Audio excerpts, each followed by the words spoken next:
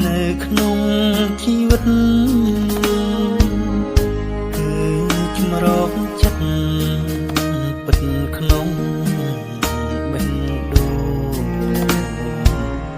ទុំកាយបានសុខបើចិត្តខាងក្នុងគ្មានទីពាក់ពឹងដួងចិត្តរងា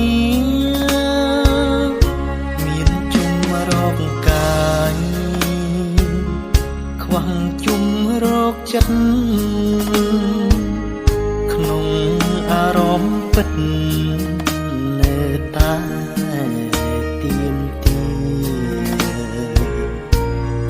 ជាមានគូតែចិត្តខ្វះគ្នាដួងចិត្តឯកាដូចរូងឯកអង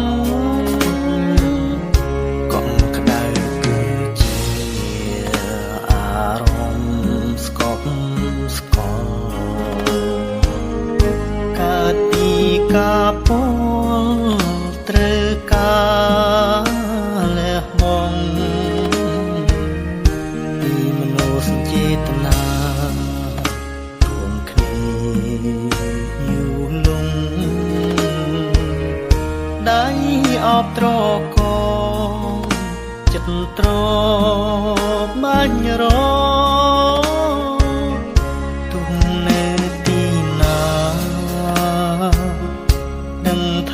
ខ្លួនមានទីដ៏សុខសាន្តសម្រាប់ពួនជ្រោនៅតែស្កប់ពេលដែលនឹកភ្នក់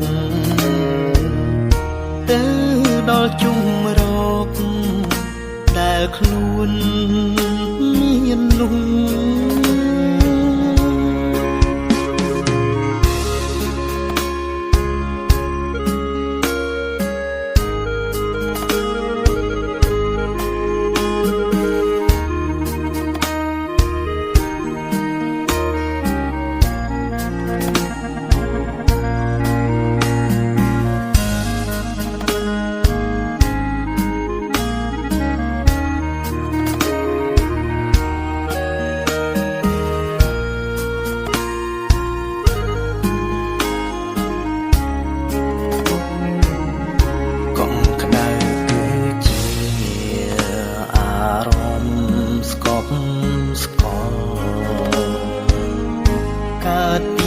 ការព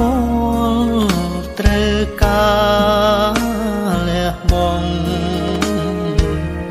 ពីមនោសញ្ចេតនារួមគ្នាយូរលងដៃអបត្រកចិត្តត្របាញ់រទុំនៅទីណាដឹងថាខ្លួនមានទីដ៏សុខសាន្តសម្រាប់ពួនជ្រោនៅតែស្កប់ពេលដែលនឹកភ្នក់ទៅដល់ជុំរកដែលខ្លួនមាននោះ